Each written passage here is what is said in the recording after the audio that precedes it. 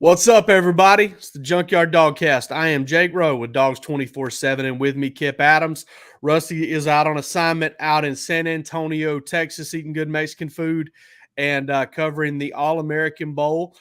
We won't have him today. Hopefully, we'll be able to get a pod later this week or pod live show from Indianapolis, as all three of us will be going for the national championship game. We'll have it covered for you. Also, shout out Chris Collins, our valued photographer.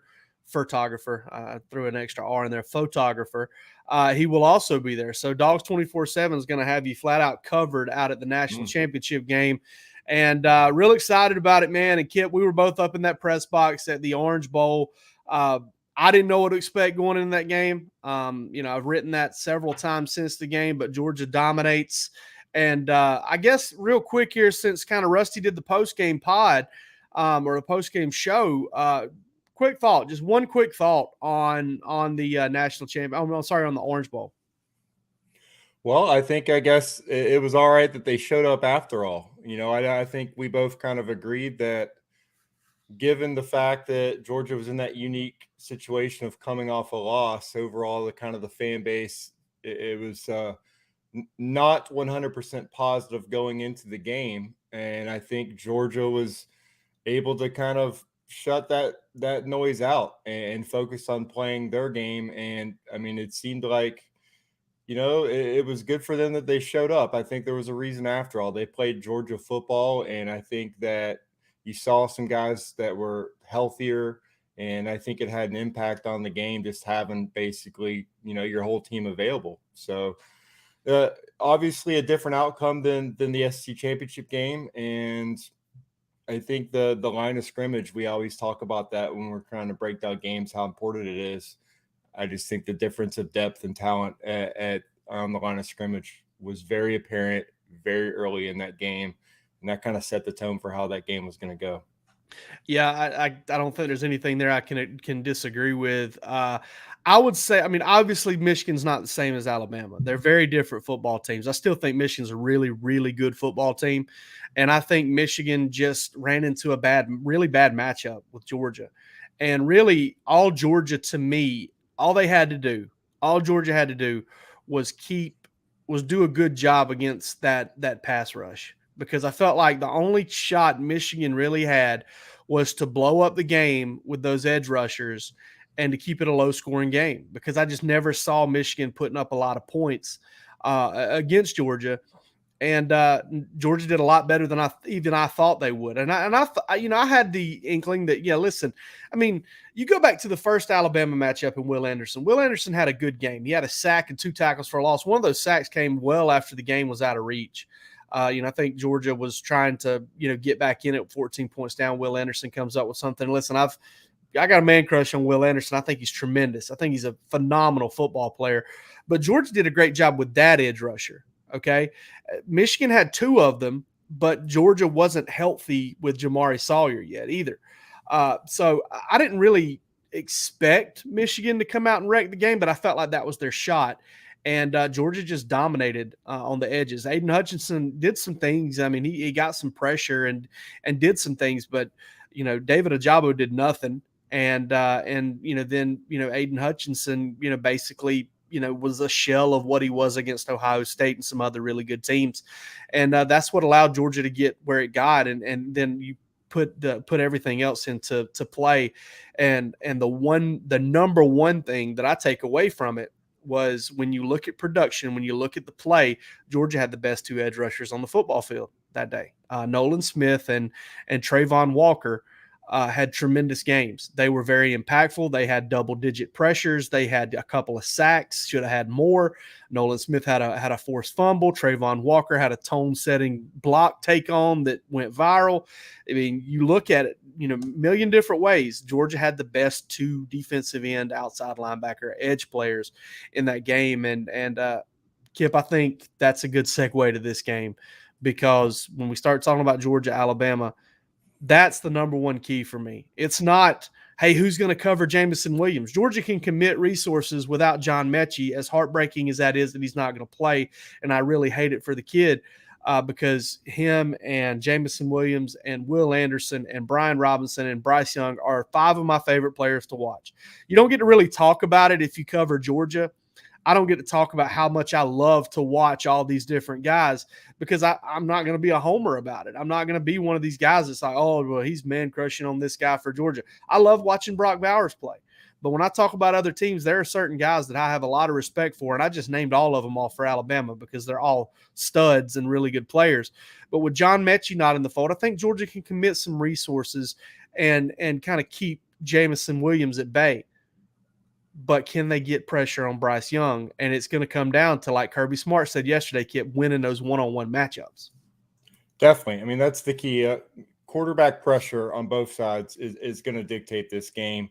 I mean, getting to Bryce Young it's a tall order. I think we saw that, Alabama's offensive line, that was kind of that one question mark we had going into the SEC championship game. And I mean, their offensive line stepped up, played at an elite level, and they're still playing at an elite level. I know that, they had some guys banged up, but I expect those guys to be healthy. And so I think that is where the onus has to be for Dan Lanning and this defense is, we're going to have to do more than we did in that SEC championship game. And I mean, go back to what worked for them, throughout the rest of the year. And what worked for other teams. And there was film out there of how teams were able to get to Bryce Young and to pressure him. And I think that is going to be paramount as Georgia going back and saying, what we tried to do did not work. We have to make actual changes. And then on the opposite side, I think we know that Stetson Bennett performs well when he's relatively clean in the pocket, when he's able to see everything comfortably. They're going to have to be able to continue to. It's not just Will Anderson. I mean, it's Fedarian Mathis, it's DJ Dale, it's also Dallas Turner. I mean, he's coming off back-to-back, I think, games with a sack as well. So he's a young guy for them that also has a lot of pass rush ability, a guy that Georgia heavily recruited, was probably their top edge target in that class as well. So I think, again, the offensive line play for both teams and again, how each team tries to scheme, whether simulated pressure or actual pressure in this game, is going to dictate the outcome. Everything else matters, but I think that's going to be the main storyline that shows us who emerges as victorious in this national championship game.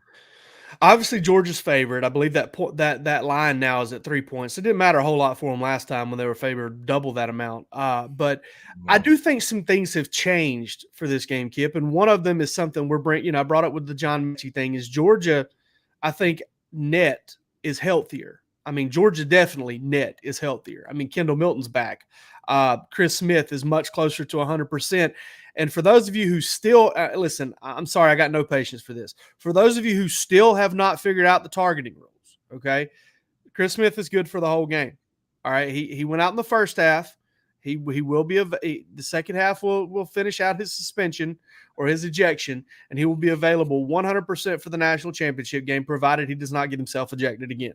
Okay, so Chris Smith, 100% healthy. We're not 100% healthy, but much healthier than he was in the SEC championship game. Games will be played 37 days apart. Jamari Sawyer. And listen, Rusty, I believe Rusty said this when you guys did a show last week. And, I checked around on it. And Rusty was right, 100%. Everybody I talked to, Jamari's not just healthier than he was in the SEC championship game. He's healthy as he's been probably since, the first couple of weeks of the season. And that loomed large. That played a huge role in I think his play in the Orange Bowl.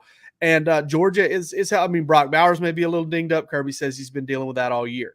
So Georgia's a lot healthier. I think Alabama, you would say from a health standpoint, is a net negative.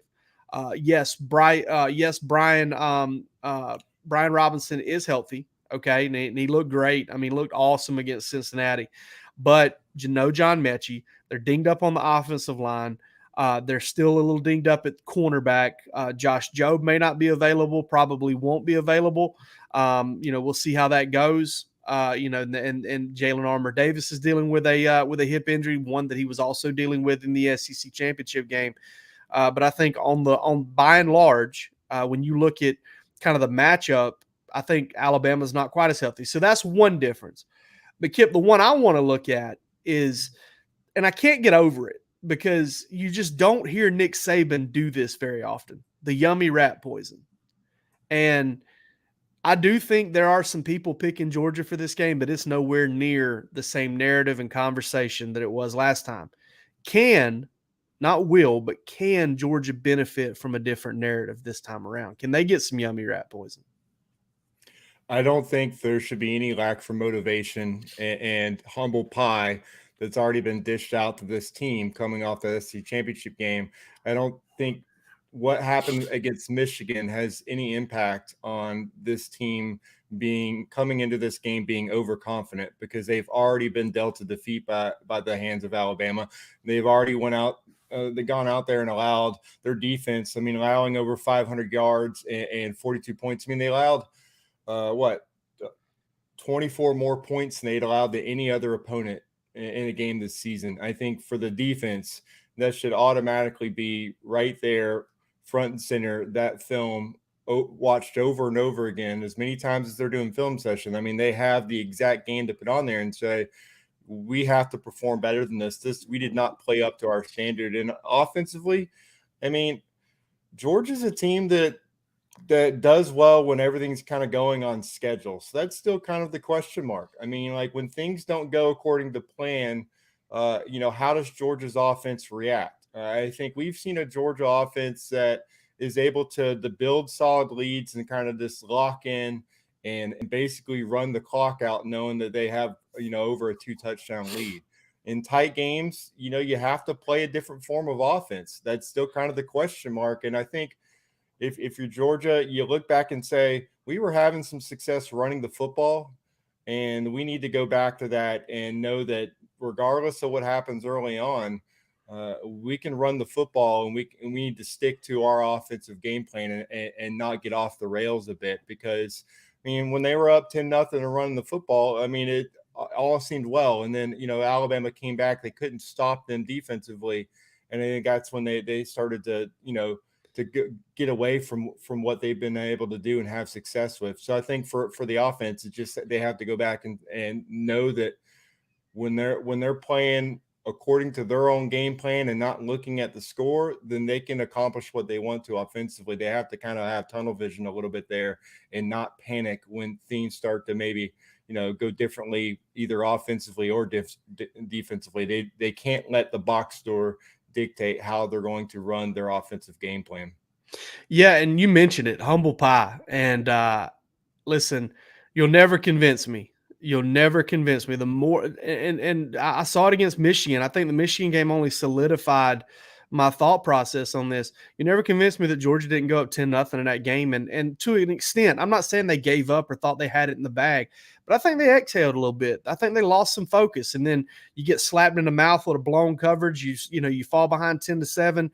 You kind of gator arm a quick slant, get right back off the field with a 3-and-out. Alabama keeps rolling. And then another thing, you talk about that run game. Georgia can't get rattled if they get down.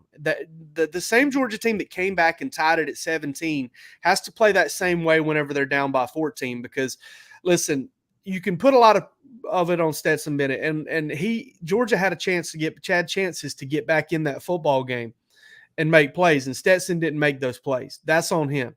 But it's also on the defense for when Stetson leaves the field game tied and doesn't go back on until they're down by 14. And I think Todd Monken got a little rattled by that. I think Stetson Bennett got a little rattled by that. I think Georgia's offensive line, it had a ripple effect. And that's why that game kind of got away from them the way it did. And listen, there's nothing after this. There's no planning for anything else. There's no keeping anything else. It's over. It's over. Once these next 60 minutes of the college football season are over, are finished. And that's plays into it. And I think Georgia got humbled. Georgia got embarrassed. Georgia got humiliated. And, we'll see if that matters, because it really does just come down to execution on the football field. And while that's the simple answer, nobody wants me and Kipp to come on here and say execution, and end the show. So, we talk about the matchups. We talk about where things can go differently, how they can go differently. And I think we've done that. So let's take a break here real quick. On the other side, we are going to answer mailbag questions.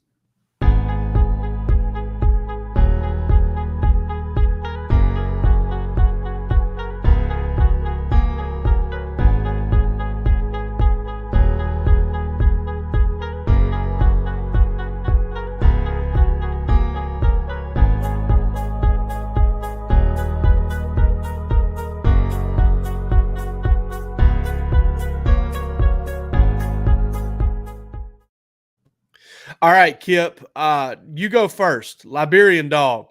Are there any advantages or disadvantages to playing a team twice in a short period of time? I think it usually evens out, but it all depends on which side of the health status you're on. If you got guys that are banged up, you obviously would love to have more time to get those guys healthy. I think for Georgia, I mean, Chris Smith and Jamari Sawyer right there. I mean, those guys are crucial. Every week you have George Pickens in practice is probably a good week. I mean, just seeing him out there, I think regardless of everyone wants him to get the majority of the targets now that he's on the field, but when he's on the field, I mean, he's making a difference out there as a blocker. And he's taking their eyes in the secondary and get making it harder for them to kind of play disciplined football. But then on the other side, I mean, for Alabama, you saw Brian Robinson Jr. in that semifinal game. He looked pretty healthy.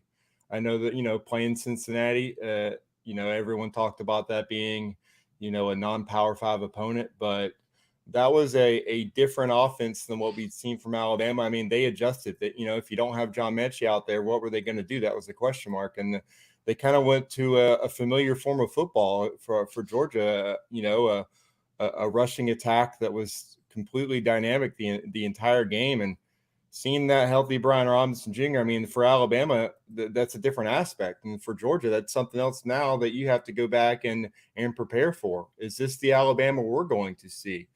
Maybe that plays into Georgia's defensive hands. If that's what Georgia's or Alabama's game plan is, maybe that's an Alabama offense that Georgia's kind of built to stop.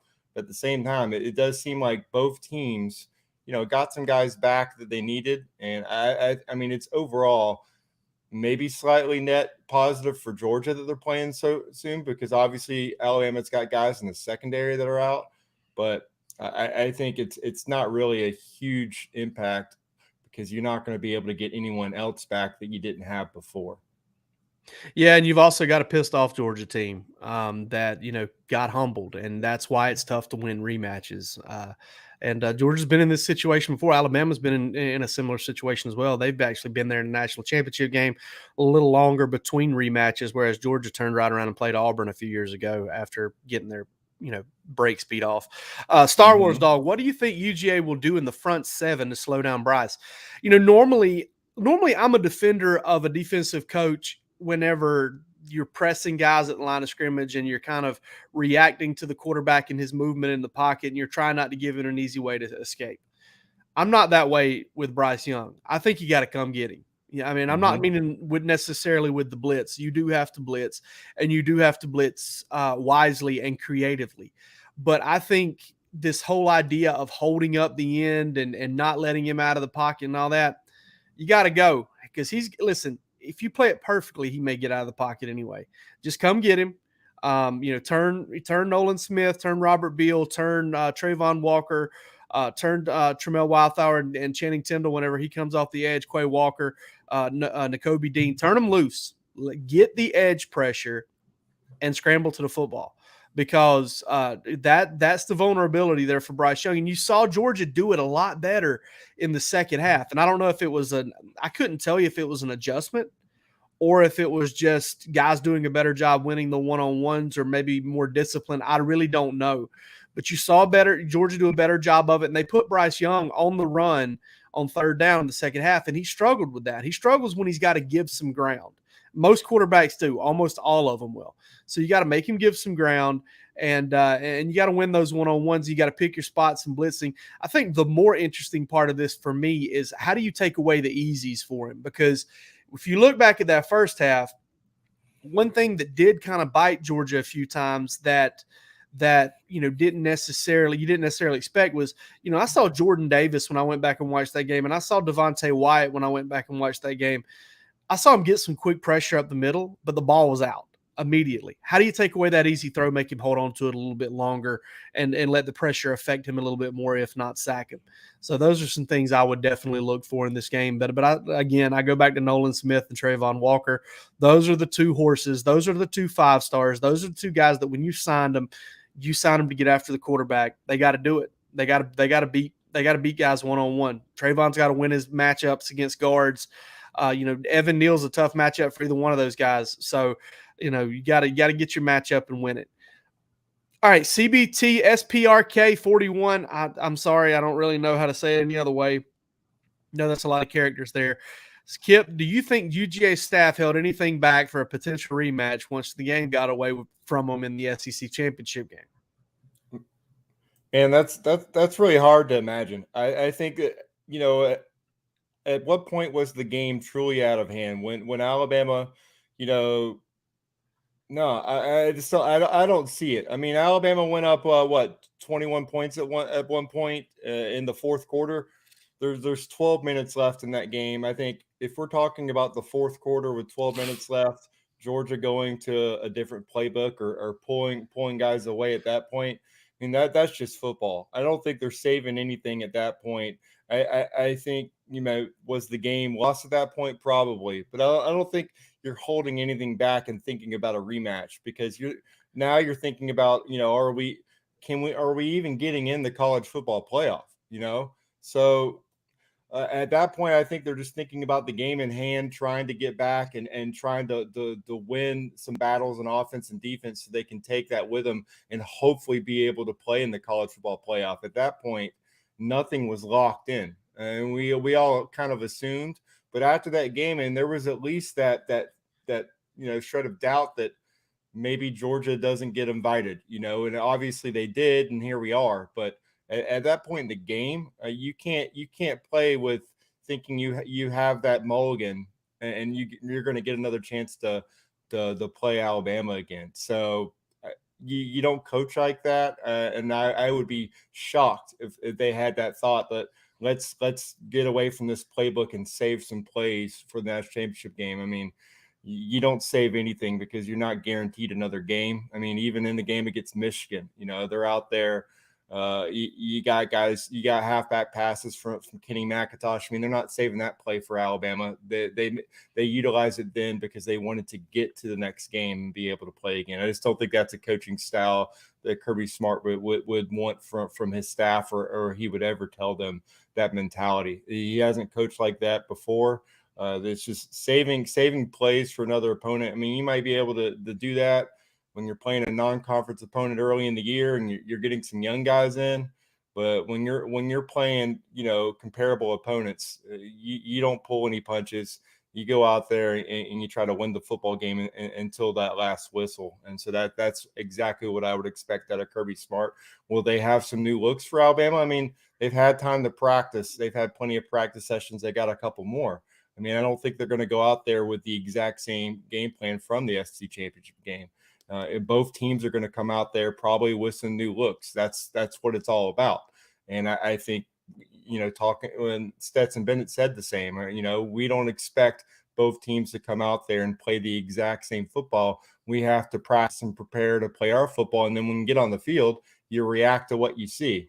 And then usually the coaching staff that's able to kind of, make those observations and adjustments in the game. I mean, those are the guys that usually have the higher amount of success.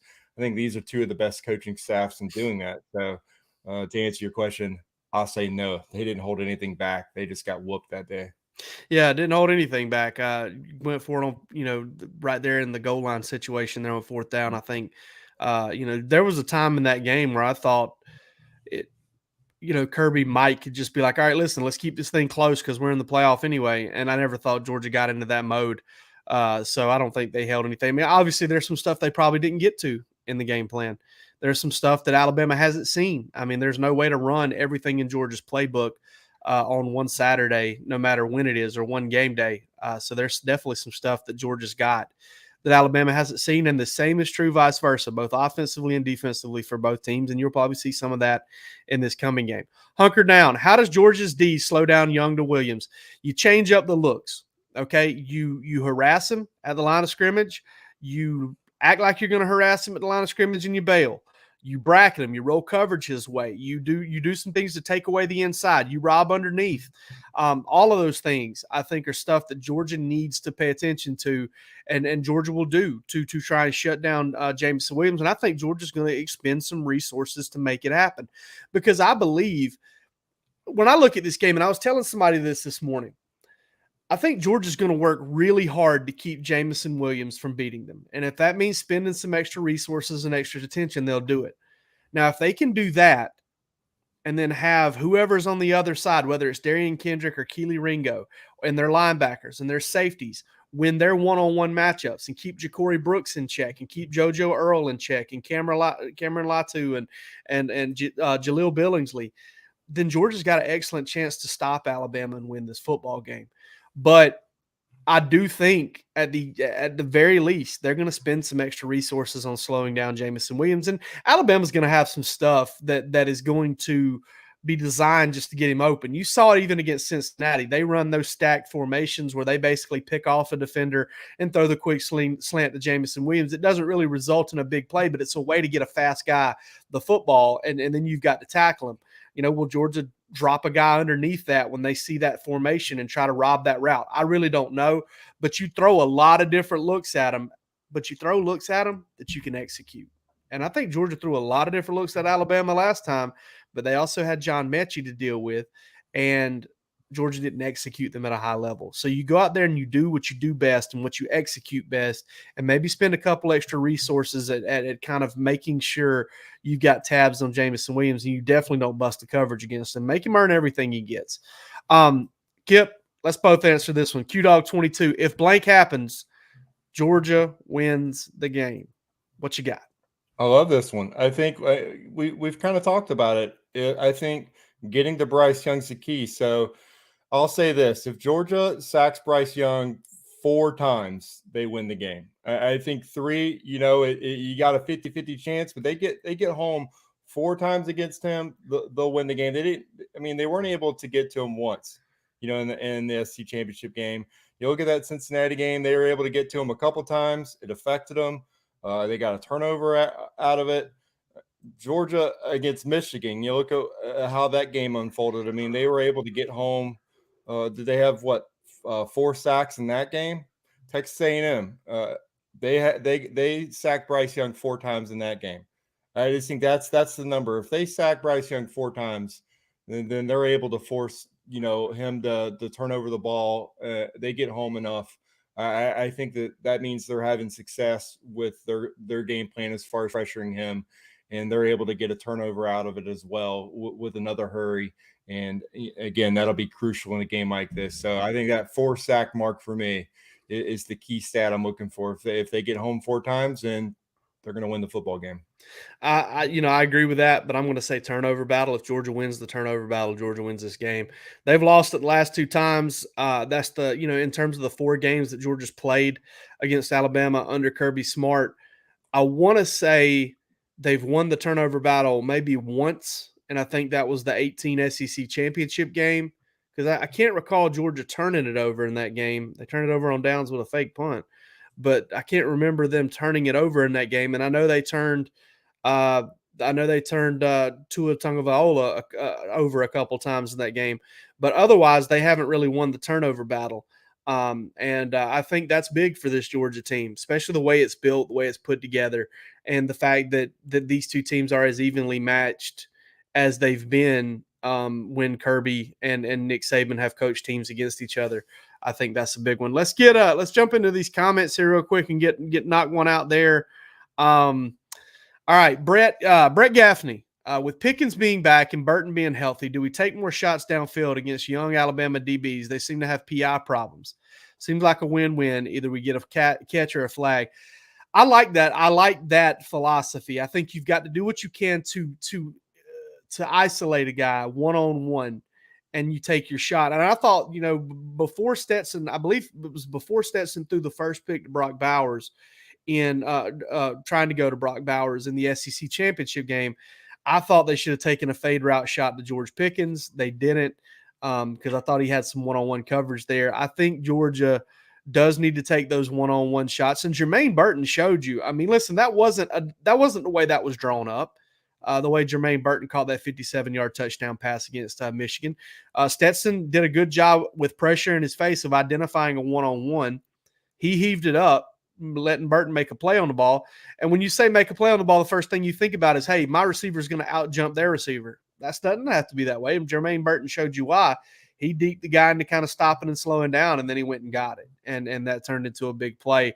And I think Georgia's defensive backs can have some of that kind of success against Alabama's Georgia's receivers can have that kind of success against Alabama's defensive backs. And I wouldn't just limit it at George Pickens and